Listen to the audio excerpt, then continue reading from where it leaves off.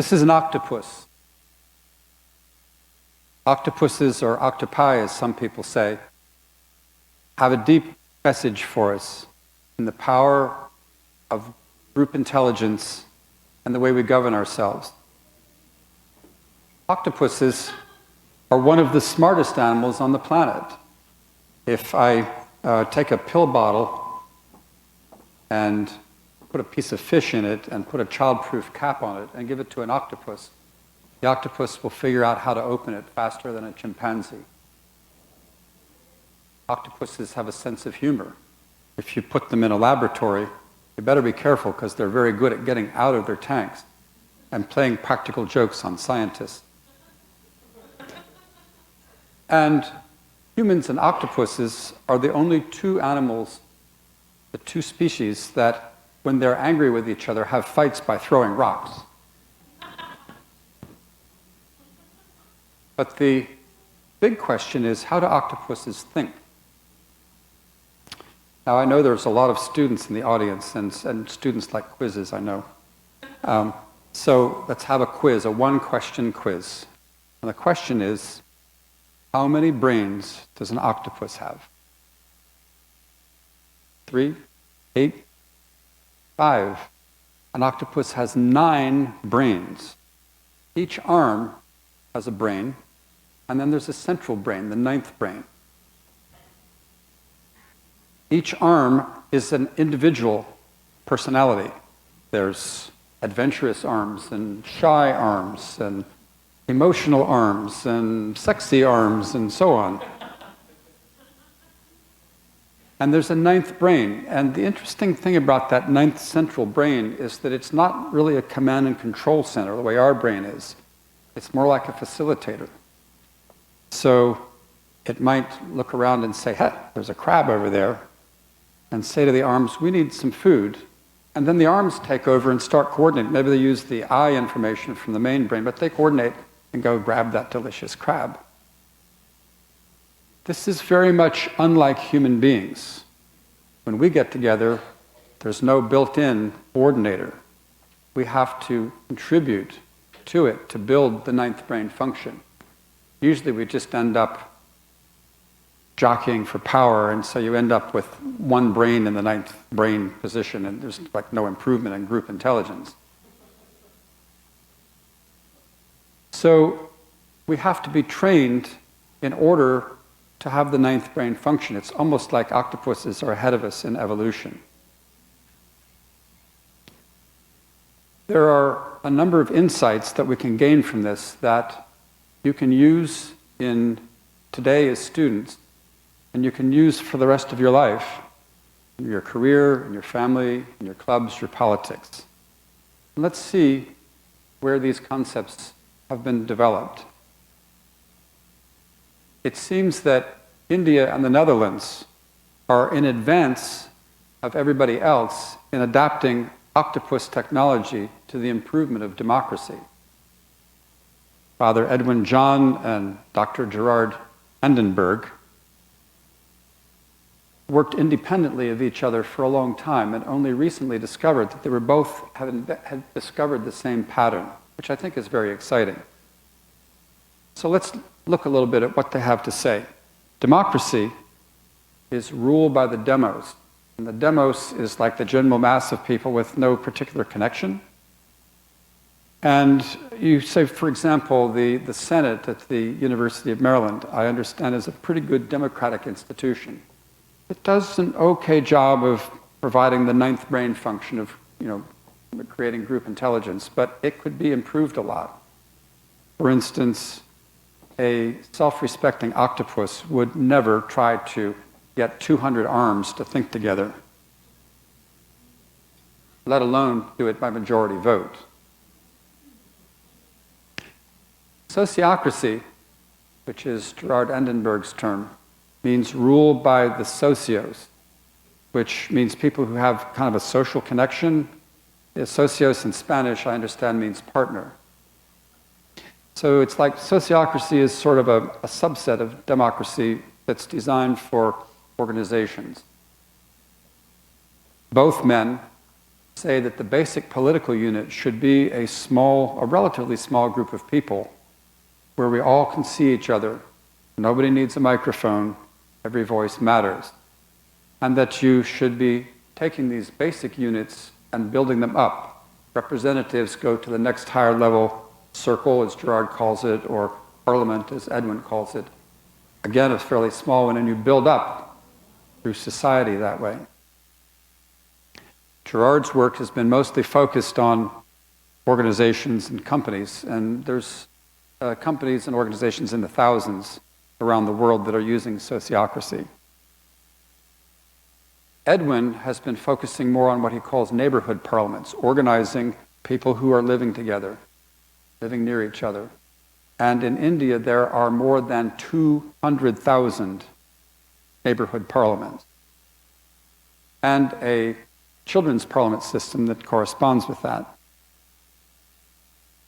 So, how can we apply the insights of Edwin and Gerard to your life as students and lifelong as you go pursue your career and in your families and in your politics and so forth? Let's start asking the question, what happens when there's no ninth brain?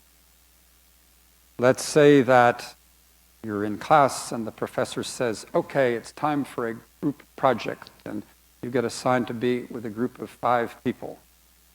Does any of these sound familiar to what happens?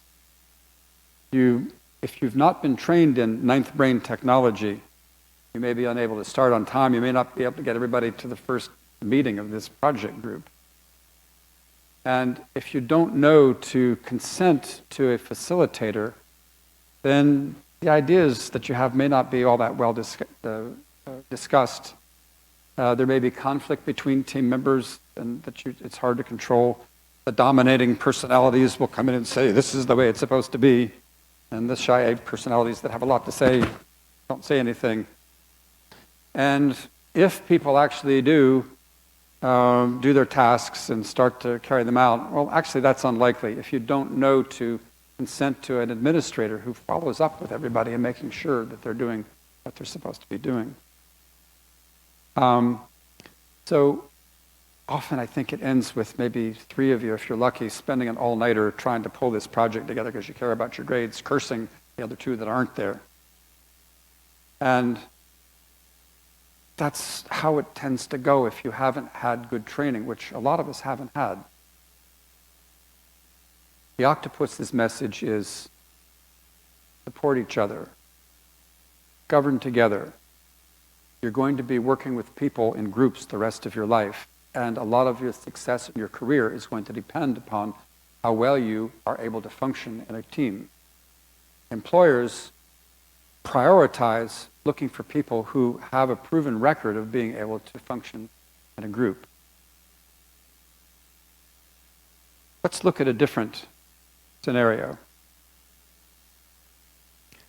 Here we have a group of students. They're meeting. They might be in a club, a university club. They might be doing a project of some sort, like we just talked about. They might be people in a dorm, maybe one section of a dorm. But they're meeting together and they know what they're doing. They know about ninth brain technology, so they're making decisions very effectively, very fast. How are they doing it? Well, they're using something called consent. And that's not consensus, and it's not majority vote. Quite different. If you're making a consent decision and one of the brains here says, oh, I have a great idea. It's this and this, and nobody sees a risk in it that you can't take, the decision's done. Good enough for now, safe enough to try. Consent is acceptance. It's not agreement. So what does the facilitator do? Facilitator makes sure that the conversation flows, that everybody gets their input. One of the techniques you might want to try is to do what's called a round, where you go to each person and hear what their opinion is about a topic so that everybody's heard their equivalent, which really helps the self-organizing of thoughts. And everything's fair. and there's no crosstalk allowed. The administrator is really necessary because if you have group intelligence, you need a group memory. And so you need notes, and you need to organize them. You also need somebody who carries out the decisions and the action items, or makes sure they're carried out after the meeting is over. That person might be a club director, it could be an RA in the dorm, I mentioned before in the project, it could be the administrator.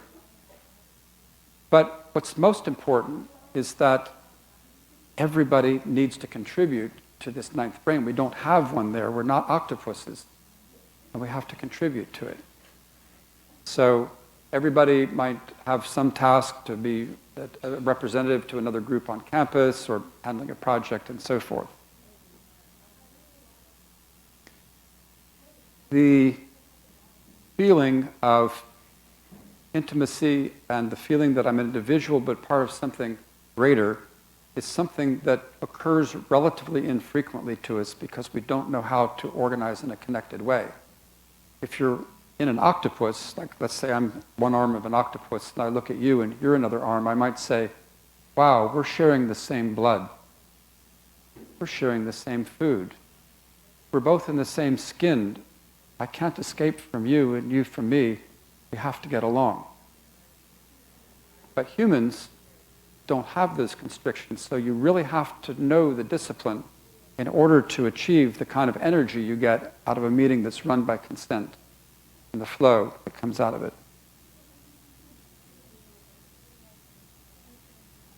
I want to give some examples of how groups around the world are using ninth brain technology, group intelligence, to have fun and do some really interesting things.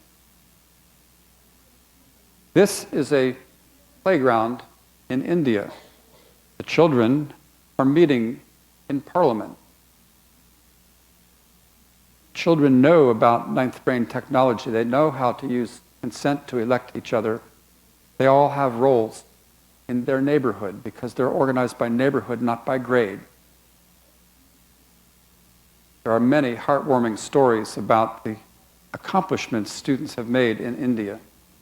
They really have an effect on their society, getting bridges built, getting laws about when children have to leave school. You know, the girls leaving school early for getting married, they've managed to stop that, all kinds of amazing things. At the School of Media, Culture, and Design in Woodbury University in California, the professors decided they were tired of feeling overwhelmed all the time. It wasn't any fun. So by consent, they forbid themselves to take work home at night. They prioritized their work, they worked their priorities, and they found that they were much fresher each day. They were thinking a lot better. And the school kept going and growing. The lesson is that there may be things in your life that just seem overwhelming, like you have no control over them. But together, you can solve those kinds of problems. And together, we can solve some of society's problems that seem so intractable. Here is Eindhoven University in the Netherlands.